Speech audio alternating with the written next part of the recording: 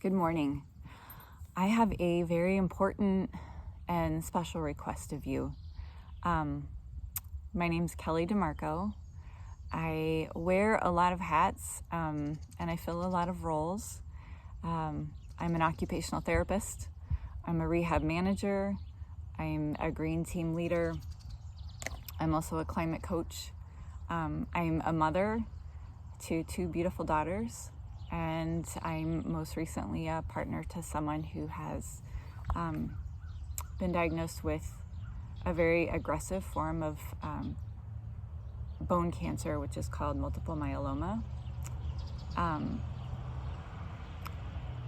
So that's a little bit about the roles that I fill and the hats that I wear. It doesn't tell you much about the requests that I have for you. So before I share with you the request, I want to give you a little bit of background. Prior to this journey with Tim, this cancer journey, one of the things that really filled a lot of my time and my mental space was my concern for what's going on with our planet. Climate change has really weighed heavily on me. I think since I first discovered it was a thing in 1991, I was standing in a grocery store line in Brussels, Belgium, and I read the headline of a newspaper article in the International Herald Tribune, and it grabbed my attention. And as someone who was pursuing a path in healthcare, a career path in healthcare, I thought, gosh, like these forecasts and these predictions for what's on the horizon for us if we can't rein in global warming is not looking good. And I knew that at some point I wanted to have children, and I thought this is really not going to bode well for their future either. And so alongside of my career in healthcare, I've kind of walked a path of environmental activism and just doing what I could to kind of spread a message and invite other people to participate and do things that not only take into consideration our personal health and wellness, but also the health and wellness of our planet. And I know I'm not alone. I know this movement is gaining a lot of momentum. Prior to Tim's diagnosis, I was really doing a lot in that arena and getting to know some amazing people. One of the visions that I personally had was, and I think this vision stemmed from, while I think people are doing things, I think especially in our country, there's not as much conversation around global warming, climate change, our concern for our shared home, which is planet Earth. It's almost become a polarizing topic. It's like a thing that you don't really talk about. But for me personally, I'm like, we should be talking about this all the time. You know, we should really be investing a lot of our energy in it. Not from a place of worry and fear and concern, but from a place of, we have children, we have grandchildren, we are nurturers at heart, and the well-being of our future as a humanity depends on the well-being of our planet. There's really no, that's just a given. And so my request of you is, I've been invited to do a women's TEDx talk for TEDx women, and it's on the topic of motivating and inspiring climate action. As an occupational therapist, I've been participating with Occupational Therapists for Environmental Action. As a healthcare worker, I've been participating in an organization called Wisconsin Health Professionals for Climate Action.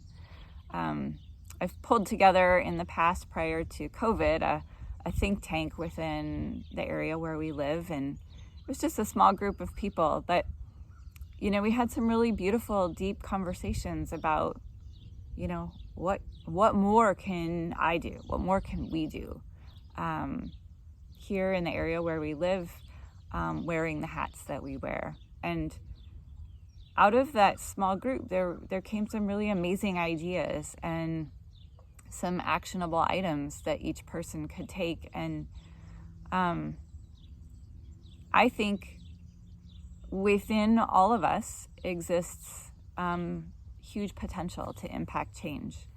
And I don't think that it takes a whole lot more effort than kind of speaking up within the roles that we already fill, leveraging those roles, talking with the people that we already know, and sharing with them how important climate action is to us, how important caring for the planet is to us.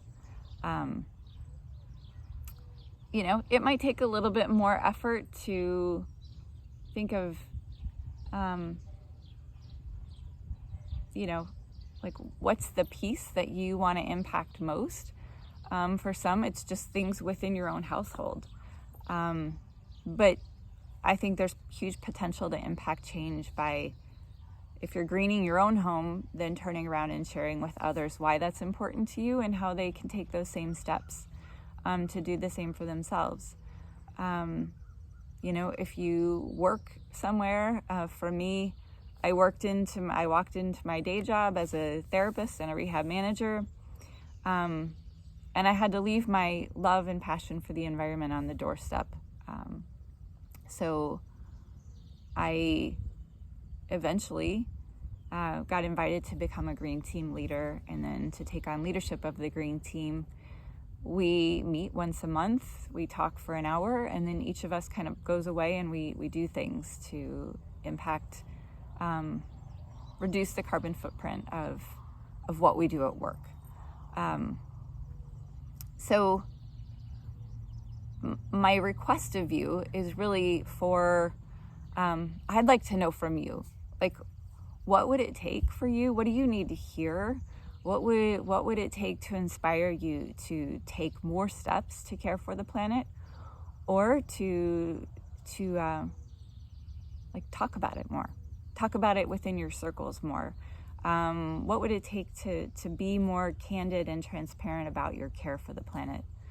I think action is the most important part, but conversation and speaking into the environment, the things that we want to do, the commitments that we want to make for the well-being of planet Earth and for the well-being of our children's future, I think it's so important, because those conversations inspire other people to take action. It helps other people know that if they want to jump in the arena, they don't have to do it alone, because we're all committed to doing this work. I know the more I talk about it, the more cool things I discover are being done, and that generates hope in me, hope in places where I might otherwise feel, sad and depressed because there's so much to be done and I'm one person, so what can I do to make a difference? So my request of you and my invitation for you is to give me some feedback. What would you need to hear? If you listen to some 52-year-old woman talk about climate change and activism and sent out some kind of invitation for you to do more, what would you want to hear? What do you need to hear? I've got 15 minutes on a stage, which the stage is actually going to be my backyard, which is lovely. I'm at a loss right now as to, like, what can I say to inspire and motivate action? And I think you might have some insight around that, and I could use some insight right now, because now in the midst of juggling what's going on with my husband too, I don't have as much time to do all the research and put my energy into that. But I really think that the answers need to come from, they don't need to come from stuff that I read. I think you have a lot of them. And so I need your help. You can direct message me. You can chime in the comments of this feed. You can respond on whatever social media platform you end up seeing this video on. You could send me a text message or an email. You can even pick up the phone and give me a call. I just need to hear, so that when I turn around to give my 15-minute talk, I'm actually speaking to you and to your friends and to your family members and anyone you'd want me to be speaking to. I want to say the things that really would impact you and inspire action in you. So the form of activism that I feel most passionate about is aligned activism, which really is aligned with like you, your body, your mind, your heart, your community, the stuff that you are already good at. So thanks for listening. Happy Tuesday morning. I'm going to head back in the house right now and see what's needed of me. But I'm just grateful that you got this far in the video, and I look forward to hearing from you. Peace.